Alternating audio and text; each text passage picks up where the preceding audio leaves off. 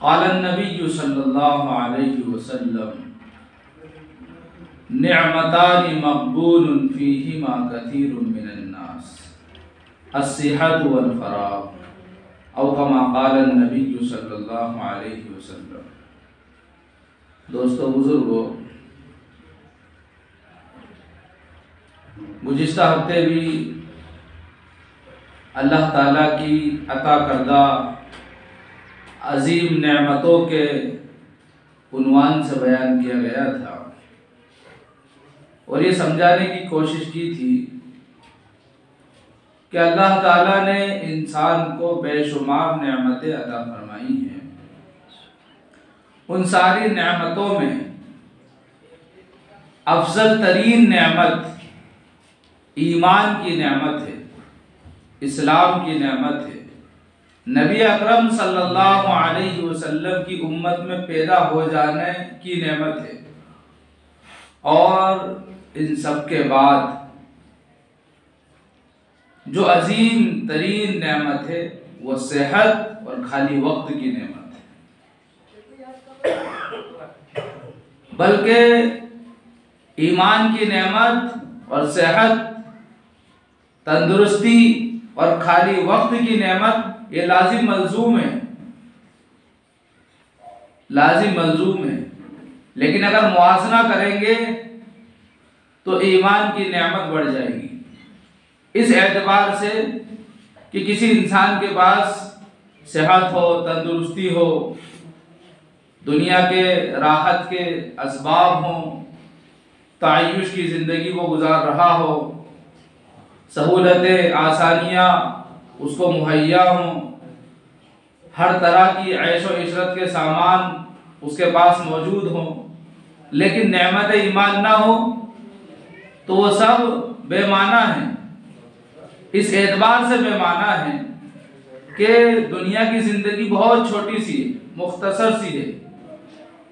जिस तरह एग्ज़ाम हाल में बैठा हुआ बच्चा 3 घंटे का 2 घंटे का मौका उसके पास होता है, इतनी सी ज़िंदगी है कि उसी थोड़े से वक्त में पूरे साल की पढ़ाई का इम्तिहान देना होता है। वही उसके लिए असल पास होने का और फेल होने का मेयार होता है। उसके ऊपर उसकी पिछली जो सरगुज़िश्त है, पिछले जो अय्याम हैं, पिछली जो तालीम है, उसकी मेहनत उसको कामयाब बनाती है। वो मेहनत ना करना नाकामी की तरफ ले जाती है। तो जिंदगी बहुत मुख्तसर है और इस जिंदगी के बाद जब मौत आएगी, मौत के बाद जो जिंदगी आएगी उसको किसी मिसाल से समझाया नहीं जा सकता। बुजुर्गों ने समझाया है ताकि अजमत और हकीकत हमारे दिलों में आ जाए। खुलासा यह है कि वो जो जिंदगी है उसमें कभी मौत नहीं आई, अबदी जिंदगी है, लाफानी जिंदगी है, हमेशा रहना है, दायमी जिंदगी है।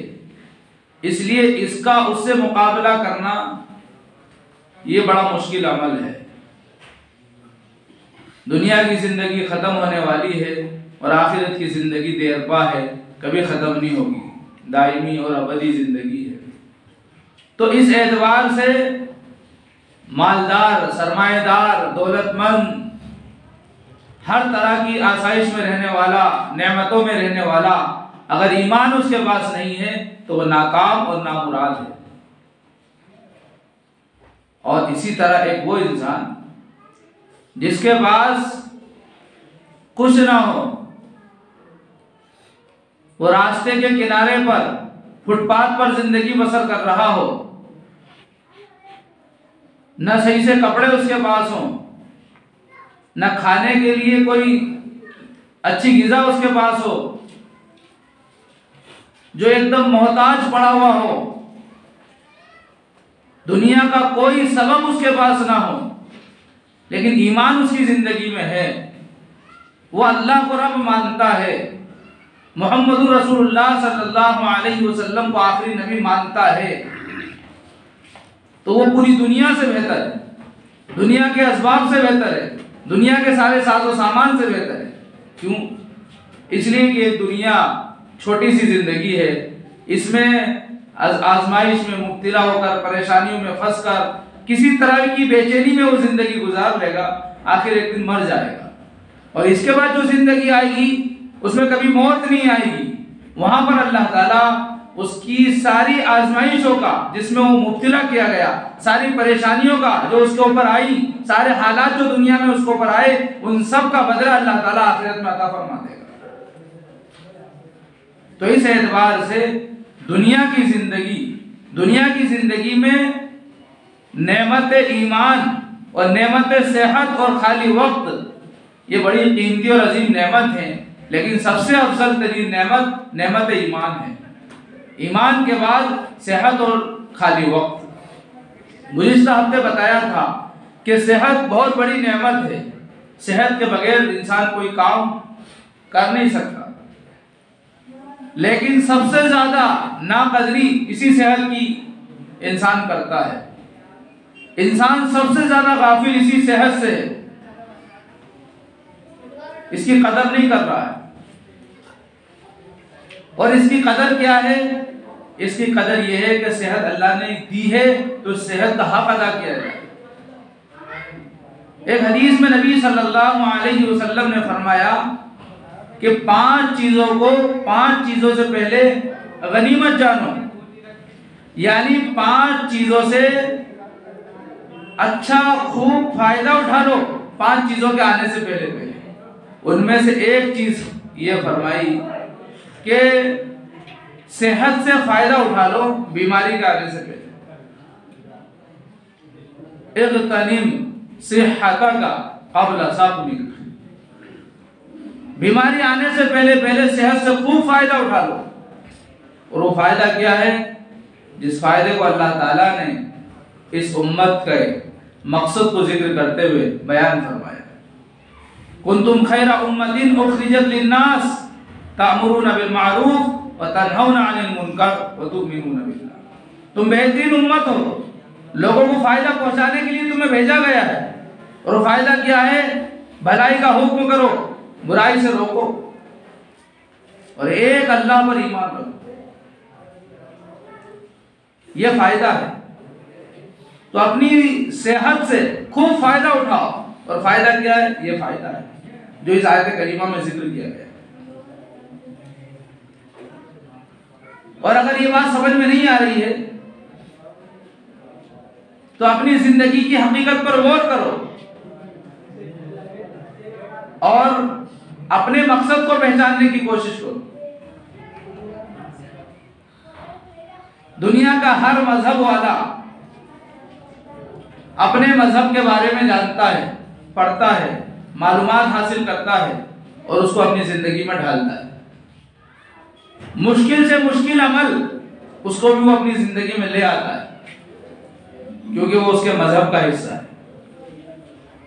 तो बहैसियत मुसलमान होने के हमारा मजहब इस्लाम है, तो हम ये गौर करेंगे इस्लाम के बारे में हम क्या जानते हैं, इस्लाम के बारे में कितनी मालूमात हमें है। और अगर मालूमात है, हमें जानते हैं इस्लाम के बारे में, तो फिर ये इस्लाम हमारी जिंदगी में कितना है, इस पर गौर करें। और ये भी समझ में नहीं आ रहा है तो कम से कम इतना जरूर सोचें, इतनी फिक्र जरूर करें कि दुनिया में इंसान आता है, पैदा होता है और कुछ अरसा जिंदगी गुजारकर वापस चला जाता है। तो जब ये वापस जा रहा है, पैदा हुआ, कुछ साल दुनिया में रहा और उसके बाद फिर इसको मौत आ गई, मरकर चला गया, तो फिर ये आया क्यों था? एक ताजिर अपनी तिजारत का सामान लेकर शहर में, बाजार में, मार्केट में जाता है, उसको बेचकर शाम को वापस घर लौट आता है। एक मुसाफिर कहीं किसी काम से जाता है अपने घर बार को छोड़कर, तो उसको फिक्र रहती है कि मुझे वापस अपने घर लौटना है। तो ये दुनिया का मुसाफिर दुनिया में बसने वाला हर इंसान मुसाफिर है। तो जरा सोचे तो सही कि ये सफर करके जा कहाँ रहा है। गौर करोगे, समझने की कोशिश करोगे, इस्लाम की तालीमात को पढ़ोगे तो ये बात समझ में आ जाएगी कि ये आया था अल्लाह के पास से, जा रहा है वापस अल्लाह के पास। इसलिए जहां जहां मौत का तस्करा है या आखिरत का तस्करा है तो वहां पर लौटने की बात कही गई है। लौटता वहां है इंसान जहां से आया है। तो हम अल्लाह के पास से आए थे, वापस अल्लाह के पास लौट कर जाना है। तो इस पर गौर करें हम, और जब इस पर गौर करेंगे तो ये बात समझ में आएगी कि हम अल्लाह के पास से आए थे, अल्लाह के पास जाना है। तो फिर ये गौर करना है कि आए क्यों थे।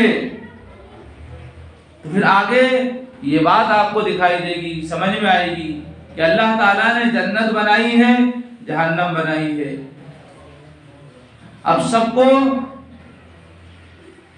जन्नत में भेज दें तो जहन्नम क्यों बनाई है, और सबको जहन्नम में भेज दें तो उनका क्या गुनाह है जिसकी वजह से उनको जहन्नम में भेजें। आधों को उधर भेजें, आधों को उधर भेजें, तो जहन्नम में जाने के लिए गुनहगार का होना शर्त है, जन्नत में जाने के लिए अच्छे अमाल का होना शर्त है। क्या करें? वहां पर अल्लाह ताला ने सवाल किया, बताओ क्या मैं तुम्हारा रब नहीं हूं? सबने कहा कि बेशक तू हमारा रब है। अल्फाज ऐसे इस्तेमाल किए, भला क्यों नहीं, हम तो आप ही के बंदे हैं, आप ही के मानने वाले हैं, आप ही हमारे रब हैं।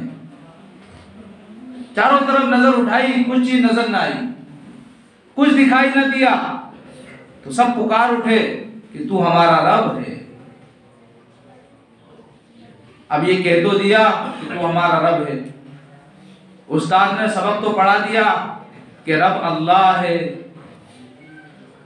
बयान करने वाले ने बता तो दिया कि हमारा रब अल्लाह है। जितने भी अंबिया आए, जितने भी नबी आए, सारे नबियों ने सबसे ज्यादा दावत तौहीद की दी है, तौहीद को सबसे ज्यादा बयान किया है, रुबूबियत को सबसे ज्यादा बयान किया है, अल्लाह के एक होने को सबसे ज्यादा बयान किया है। तो बता तो दिया, हमने सुन भी लिया, समझ भी लिया। और जिस वक्त अल्लाह ताला ने सवाल किया था तमाम रूहों से आलम अरवाह के अंदर, वहां पर सिर्फ हम लोग नहीं थे, जितने भी लोग दुनिया में आकर चले गए या अब आने वाले हैं, सब लोग वहां पर जमा थे। दुनिया में आने वाला हर इंसान, उसकी रूह वहां पर जमा थी। और सबसे अल्लाह ताला ने सवाल किया था, क्या मैं तुम्हारा रब नहीं हूं? सबने कहा था कि क्यों नहीं, आप ही तो रब हैं हमारे। उन रूहों के अंदर अबू जहल, फिरौन, हामान, शद्दाद, इन सब की रूहें भी मौजूद थी। बड़े से बड़े काफिर की रूह भी उसमें मौजूद थी, और बड़े से बड़े ईमान वाले की रूह भी उसके अंदर मौजूद थी। अल्लाह ताला ने इसी पर इक्तिफा नहीं किया, बल्कि तुम अपने दावे में कितने पक्के हो, तुम अपने दावे में कितने पक्के हो।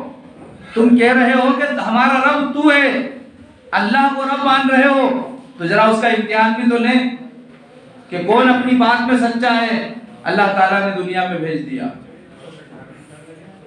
जब दुनिया में आए तो दुनिया में जितने भी असबाब नजर आ रहे हैं, ये सब इम्तिहान है, ये सब इम्तिहान के दर्जे में है। गोया के इंसान वो वादा जो अल्लाह से किया था भूल गया, वो दावत जो अल्लाह ने इसको पहले मरहले में दी थी, उसको भूल गया। तो फिर अल्लाह ताला ने नबियों का सिलसिला शुरू किया, और यह बाद दीगरे नबी आते रहे, लोगों को अल्लाह की बातें बताते रहे, अल्लाह का दीन बताते रहे, अल्लाह की वहदानियत की तालीम देते रहे, अल्लाह के एक होने को बोलते रहे।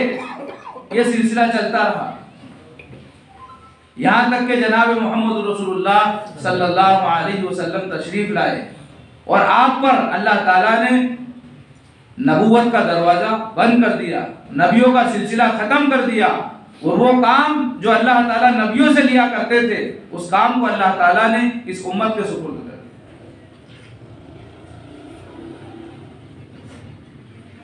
तो प्यारे नबी सल्लल्लाहु अलैहि वसल्लम की खत्म नबूवत के तुफैल अल्लाह ताला ने एक जिम्मेदारी इस उम्मत के हर फर्द पर रखी, अपनी ज़ात से अमल करना और दूसरों को अमल की दावत देना। तो इस पर गौर करोगे तो ये बात समझ में आ जाएगी। ये पूरा पस मंजर, पूरा बैकग्राउंड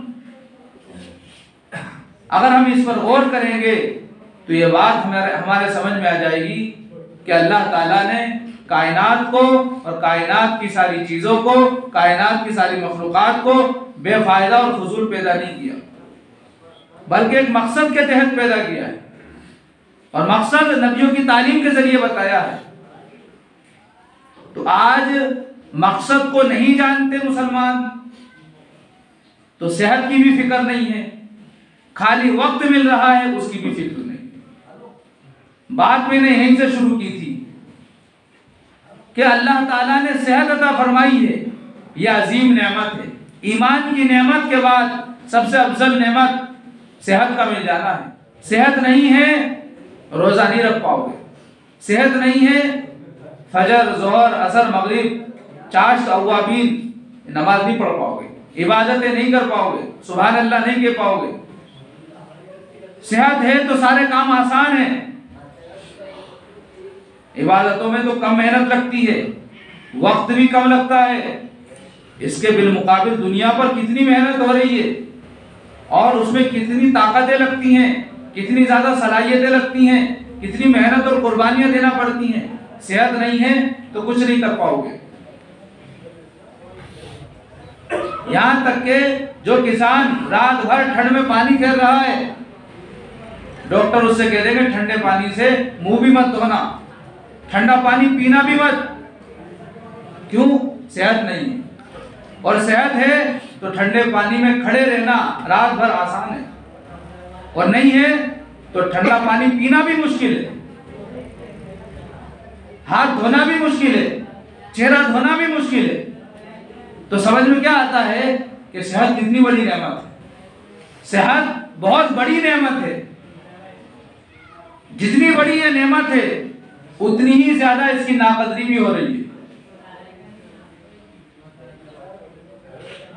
उतनी ही ज्यादा नाकदरी भी हो रही है। कितने ऐसे नासमझ और बेवकूफ लोग मिलेंगे आपको कि तंबाकू खा खाकर उनके दांत सड़ने लग गए, गुटखा पाउच खाकर मुंह खुलना बंद हो गया, नशा कर करके फेफड़े जो है फेल हो गए, किसी को पथरी की बीमारी हो गई, किसी के गुर्दे में शिकायत हो गई, किसी का वाल खराब हो गया, सिगरेट पीकर, बीड़ी पीकर अंदर का जिस्म जल गया, डॉक्टर ने मना कर दिया, उसके बावजूद अपनी अकड़ में, अपनी हठधर्मी में, अपनी जिद और इनाद में, माँ बाप की मोहब्बत से बेफिक्र होकर, बीवी बच्चों की मोहब्बत से लापरवाह होकर, अपने चाहने वालों को फरामोश करके किस तरह वो अकड़ में और जिदबाजी में और इनाद और सरकशी में जिंदगी गुजार रहा है कि वो उन हरकतों से बाज नहीं आ रहा है। फिर भी वही गुटखा, वही बीड़ी, वही सिगरेट, वही नशा, दांत सड़ रहे हैं, अंदर का जिस्म जल रहा है, बीमारियां लगती चली जा रही हैं, और उसके बाद अपनी सेहत का एहसास नहीं है। कितनी बड़ी नेमत थी ये कि इस नेमत के नतीजे में इबादतें करना भी आसान, दुनिया के कामकाज भी आसान, तरक्की भी आसान, दूसरों को तरक्की दिलाना भी आसान, खुद तरक्की तक जाना भी आसान, पढ़ना भी आसान, पढ़ाना भी आसान, पैसा कमाना भी आसान, खर्च करना भी आसान। दूसरों का चहीता बन जाता है इंसान जिसकी सेहत अच्छी होती है, और जिसकी सेहत खराब होती है लोग घिन करने लग जाते हैं। कितनी अजीम नेमत है सेहत, तंदुरुस्ती, और इतनी ही ज्यादा नाकदरी सेहत की इंसान कर रहे हैं। शराब की लत लग गई, छोड़ ही नहीं रहे। बीड़ी सिगरेट फैशन बन चुका है। सऊदीये के उलामा इस बात पर फतवा देते हैं कि सिगरेट पीना हराम है। सोचिए, इसलिए कि ये अंदर जाता है, इसका धुआं तो ये अंदर के जिस्म को जो है पिघला देता है, ये जिस्म को जो है बीमारियों का शिकार बना देता है, बहुत नुकसानदेह है। एक सिगरेट पीने से एक दिन की जिंदगी कम हो जाती है। मतलब ये नहीं है कि अल्लाह ने जो जिंदगी लिखी है 60 साल की, तो ये 60 के बजाय 50 हो जाएगी या 59 हो जाएगी, ऐसा ये मतलब नहीं है। इंसान तवानाई के साथ जो जिंदगी गुजार सकता था वो नहीं गुजार पाएगा। अल्लाह ताला ने किसकी जिंदगी कितनी लिखी है तो अल्लाह जानता है, लेकिन गलत आदतों में लगकर, गलत माहौल में परवरिश पाकर, गलत चीजों का आदी बनकर अपनी सेहत को, अपनी जिंदगी को बर्बाद कर लेता है। फिर जज्बात अंगड़ाई लेते हैं, तड़पता है, बेचैनी की मौत मरता है, कोई पुरसाने हाल नहीं होता। आपकी बीमारी को सब समझ लेंगे कि हाँ ये बीमारी है, आपके दर्द को कोई नहीं समझ पाएगा,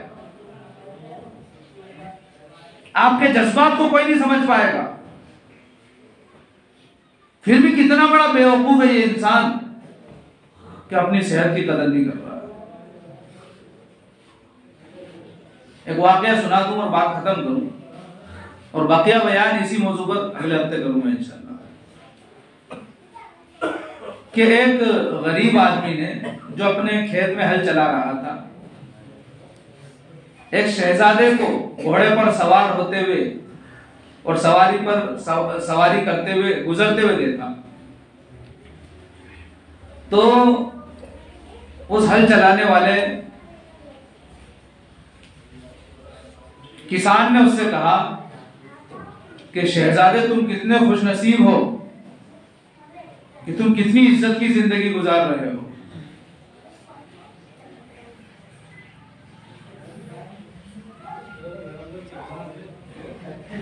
मैं अल्लाह से दुआ करता हूं कि अल्लाह मुझे तुम्हारे जैसा बना दे।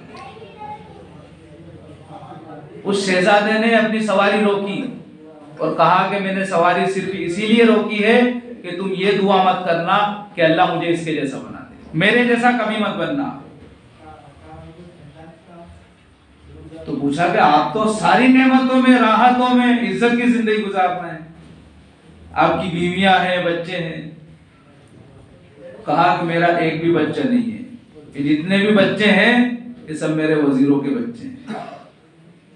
फिर पूछा कि आखिर ऐसा क्यों है?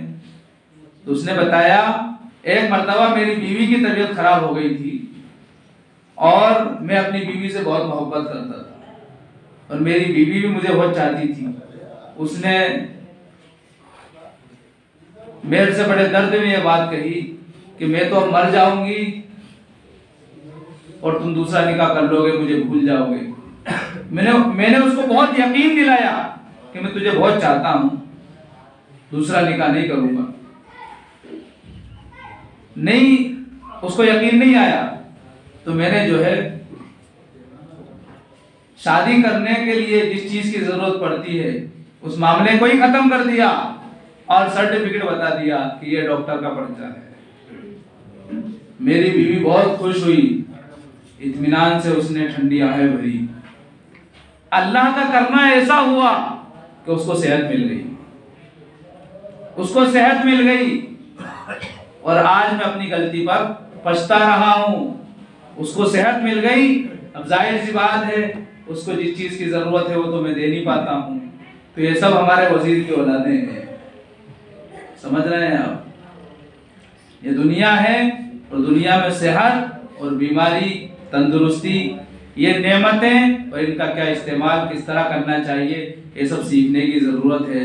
अल्लाह ताला हमारे नौजवानों को समझ अता फरमाए, हमारे जो बुजुर्ग हजरात हैं उनको भी समझ दे कि वो अपनी नस्लों की फिक्र करें, ईमान की, आमाल की, दुनियावी फिक्र भी करें, आखिरत की भी फिक्र करें। दुनिया में उस वक्त तक कौमें बाकी रहती हैं जब तक कि उनके अंदर अज़्म रहता है, हौसला रहता है। अगर उनमें अज़्म हौसला नहीं है तो कौमें मिस्मार कर दी जाती हैं, उनके हालात बदल जाते हैं और फिर उनकी पहचान ख़त्म हो जाती है, वो कुछ नहीं कर पाते हैं। तो हमें ज़रूरत है कि हम मादी एतबार से, रूहानी एतबार से, ईमानी और आमाल के एतबार से हम अपने आप को, अपने जवानों को, अपनी नस्लों को, अपनी कौम को तैयार करें। अल्लाह ताला मुझे, आपको, हम सब को समझ की और अमल की तौफीक अता फरमाए। आमीन व आखिर दावाना।